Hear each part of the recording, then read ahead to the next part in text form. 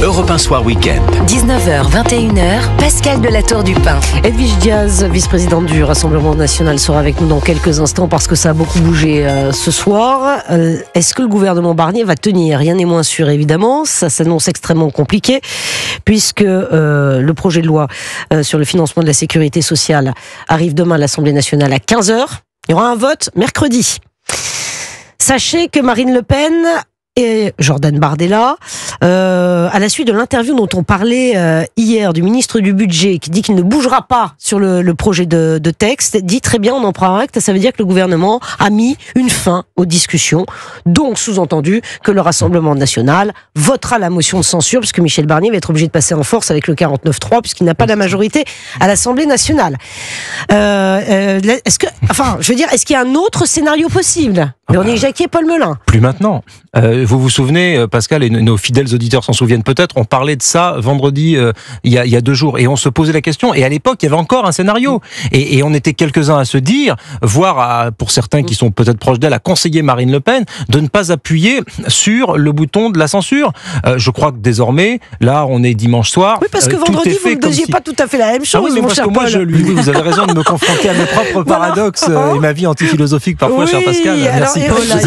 C'était Europe 1 Soir Week-end, vendredi à 19h, on va sortir ce que vous disiez, c'était pas la Pascal, même. pardon, il y a que les imbéciles, vous connaissez la formule qui ne change pas d'avis. Non, je plaisante. Oui. Non, moi je pense qu'elle ferait une erreur, plus sérieusement, de demander à ses députés de voter la censure. Mais je pense qu'elle va le faire. Aujourd'hui, il n'y a plus de doute sur le fait que le gouvernement Barnier vit ses dernières heures et que c'est ainsi. Bon, après, c'était un gouvernement qui était en sursis dès lors qu'il a su qu'il était nommé, monsieur Barnier. Donc là, il va user de son 49.3. J'ai pas de boule de cristal, je suis pas Madame Irma, mais il va user de son 49.3. Le RN va voter la censure avec également la gauche. Le Parti socialiste, Olivier Faure l'a dit, votera aussi la censure. Peut-être que quelques députés socialistes, sociodémocrates, peut-être François Hollande vont pas voter la censure, mais ça suffira pas à sauver le gouvernement Barnier. Le gouvernement Barnier tombera et nous devrons reformer un gouvernement dans une situation de crise politique tout à fait inédite. Parce que là, depuis la dissolution, on est allé de Carib en Scylla, mais je trouve quand même qu'il fallait mettre à l'actif de Michel Barnier qu'il avait réussi à mettre un peu de stabilité. On a eu Bruno Retailleau, ministre de l'Intérieur, qui a fait des déplacements, qui a pris des mesures, etc. Ils ont commencé à stabiliser l'équipe. En 2-3 mois, ils ont essayé de faire ce qu'ils pouvaient. Mais là, maintenant, c'est un gouvernement qui n'est plus en sursis, c'est un gouvernement qui vit ses dernières heures. Bon, c'est un gouvernement qui vit ses dernières heures. Véronique Jacquier, vous aussi, pas d'autre scénario possible. Parce que le gouvernement dit ce soir qu'il est prêt à discuter avec le Rassemblement National, qu'il est... ils vont tout tenter pour se maintenir. Oui, alors moi, je pense qu'il vit ses dernières heures, mais on n'est pas à l'abri peut-être d'un petit coup de théâtre, parce que souvenez-vous, lors de la loi immigration, jusqu'au dernier moment, Marine Le Pen avait dit qu'elle ne voterait pas, qu'elle ne voterait pas, qu'elle ne voterait pas, qu'elle ne voterait pas, et puis au dernier moment... ils ont tous voté comme un seul homme. Bon, alors, c'est pas qu'on n'en sait rien, c'est qu'effectivement, apparemment, si on réfléchit d'une façon rationnelle, ce gouvernement vit ses dernières heures, mais Marine Le Pen, ces derniers jours, moi, je la trouve pas tellement rationnelle, justement, parce qu'on a l'impression que, passez-moi l'expression, c'est comme si elle avait un petit peu pété un plomb quand elle a vu, justement, l'interview de Laurent Saint-Martin, ministre du Budget, qui dit, pour nous, les choses sont en l'état, on arrête. Et je pense que ce qui ne lui a pas plu du tout, c'est que Marine Le Pen, depuis le départ, et on la comprend, parce qu'elle est forte de ses 11 millions d'électeurs, elle veut être considérée par Michel Barnier. Elle l'a souvent, d'ailleurs, formulé. Or là, en lisant l'interview de Laurent Saint-Martin, elle se dit, non mais, je compte pourquoi, moi? On n'a encore pas compris que c'est avec moi qu'il fallait traiter. Donc, vous voyez, en fait, il y a la petite histoire dans la grande histoire, et je pense qu'il y a quand même ces considérations psychologiques qui sont vraiment à prendre en compte dans la façon dont la présidente du RN a fonctionné et a dit, maintenant, on leur met vraiment le pistolet sur la tempe. Ensuite, on peut peut-être reconnaître à Michel Barnier que il a peut-être pas été assez rapide sur les négociations, c'est-à-dire qu'il aurait quand même pu donner effectivement plus de grains à moudre au Rassemblement National. Là, il a fait le service minimum en termes de concessions.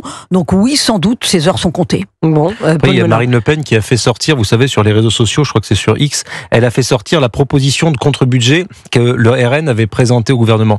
Et quand on lisait les postes de dépenses, vous savez, la liste de courses, et elle parlait notamment de baisser l'argent que donne la France à Bruxelles. Bruxelles, tout ce genre de choses. En fait, c'était un peu drôle quand j'ai lu ce budget, ce contre-budget, parce que je me suis dit, il n'y a pas plus opposé en termes de lecture du pays et de lecture économique, parce qu'un budget, en fait, c'est les priorités d'un gouvernement.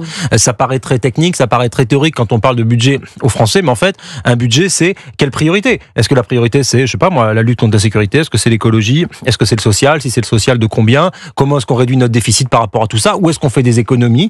Quels sont les postes qu'on peut sacrifier? Donc, le RN a une vision de la France qui est tellement opposée à celle du macronisme, même teinté de Michel Barnier et de LR, qu'il ne pouvait pas en être autrement. Il y avait forcément y avoir un désaccord majeur au plan politique. Là, on n'est pas dans seulement de la stratégie ou de la tactique politicienne, on est vraiment dans un grand écart idéologique parce que le RN n'a pas les mêmes diagnostics, n'a pas les mêmes solutions pour la France. Et ces trois blocs irréconciliables que sont le NFP, le RN et le bloc dit central ne sont pas en mesure de s'entendre sur grand-chose. Et donc, nous sommes dans une situation où le pays est ingouvernable jusqu'aux prochaines législatives, c'est-à-dire peut-être en juin prochain. Peut-être en juin prochain. Manuel Bompard, justement, qui était l'invité du grand rendez-vous sur CNews Europe 1 ce matin, estime, il est coordinateur de la France Insoumise, que la situation actuelle est due à Marine Le Pen. Si on en est là aujourd'hui, c'est bien parce que Madame Le Pen a décidé de laisser Monsieur Barnier s'installer. Que quand nous avons déposé une motion de censure au mois de septembre, pour empêcher que ce gouvernement puisse voir le jour, à ce moment-là, Madame Le Pen n'a pas censuré le gouvernement. À ce moment-là, elle n'avait pas censuré. Bon, c'est de la politique politicienne. Enfin, ils font le procès depuis le début à Marine Le Pen. Ils disent, c'est leur expression, moi je la reprends pas à mon compte, mais ils disent que c'est la béquille et Marine Le Pen du gouvernement. Bon, ils oublient de dire que eux, ils sont allés voter pour Elisabeth Borne, par exemple, aux élections législatives ou pour Gérald Darmanin. Donc je sais pas qui est la béquille de qui. C'est pas très intéressant de dire je suis la béquille, vous êtes la béquille. Ce qui est intéressant, c'est de voir sur quel sujet on s'accorde politiquement. Et là, il est vrai que le RN, on peut pas lui faire le procès d'être d'accord avec ce que fait ce gouvernement. Manifestement, ils sont pas d'accord. Bon. Et Monsieur Bompard non plus, du reste, n'est pas d'accord avec le gouvernement. Donc, il va y avoir une convergence des luttes. C'est bien le terme d'ailleurs pour un homme de gauche. Pour Monsieur Bompard, il y a une convergence des luttes entre Marine Le Pen, le RN et le NFP qui vont tous vouloir renverser ce gouvernement. Mais on a quand même Michel Barnier qui aurait pu donner des gages plus forts et plus importants à Marine Le Pen et sur lesquels ils peuvent se retrouver tout de même idéologiquement parlant. Quand on parle quand même du coût des agences de l'État, 84 milliards d'euros, on peut peut-être faire un geste pour baisser ce coût-là.